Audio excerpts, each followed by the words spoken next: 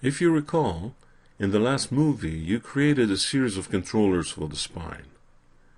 To refresh your memory, the instructions were such that you were asked to freeze the transforms on the various shapes, and then you were asked to link the spine controllers to the main hip controller. This was done on purpose to demonstrate a potentially important problem. If you freeze transforms first, and then establish hierarchical links, you will encounter problems when you transform objects back to zero again. Select the 4 blue spine controllers and transform them back to 0. Notice how they jump up in Z, in fact, by exactly double the distance the main hip controller is from the ground.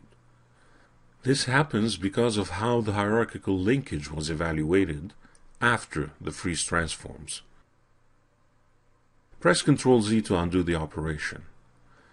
The trick then is to create the hierarchy first and then freeze the transforms.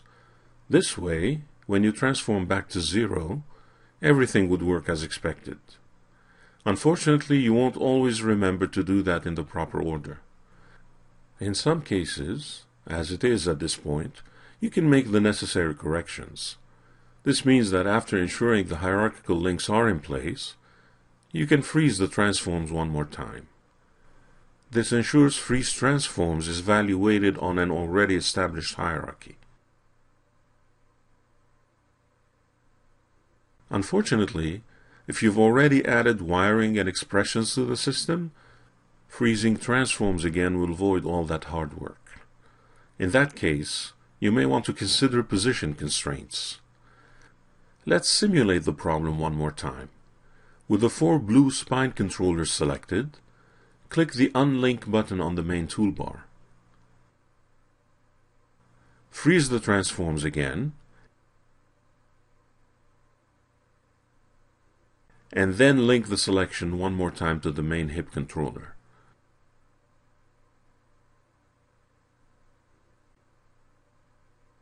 Now we're back to square one, with the problem shown earlier. Let's imagine you've already made a fair share of work on this, and that you don't want to lose it by using freeze transforms again. In that case, unlink the selection, and then use position constraint to constrain the selection to the main hip controller. This relocates some of the controllers.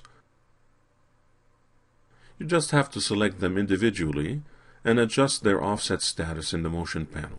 You certainly need to relocate the neck and the head shapes, but the hip and spine-based shapes are already in the right place. Mind you, it won't hurt to retain their original offset either. If you test it out now, and transform the controllers back to 0, you'll notice that everything will work as expected. In the next movie, you start rigging the spine.